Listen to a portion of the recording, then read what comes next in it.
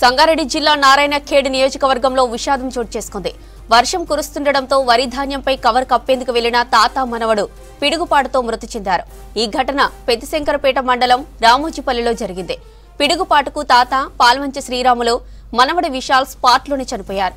తాత మనవడు ఒకేసారి చనిపోవడంతో కుటుంబ సభ్యులు కన్నీరు మున్నీరవుతున్నారు. గ్రామంలో విషాద ఛాయలు అలుముకున్నాయి. సంగారెడ్డి జిల్లా నారాయణఖేడ్ నియోజకవర్గంలో విషాదం చోటు చేసుకుంది. వర్షం కురుస్తుండటంతో వరి ధాన్యంపై కవర్ కప్పేందుకు వెళ్లిన తాత మనవడు పిడుగుపాటుతో మృతి చెందారు. ఈ ఘటన పెద్ద శంకరంపేట మండలం రామోజీపల్లిలో జరిగింది. పిడుగుపాటుకు తాత పాల్వంచ శ్రీరాములు, మనవడు విశాల్ స్పాట్లోనే చనిపోయారు. తాత మనవడు ఒకేసారి చనిపోవడంతో కుటుంబ సభ్యులు కన్నీరు మున్నీరవుతున్నారు. గ్రామంలో విషాద ఛాయలు అలుముకున్నాయి.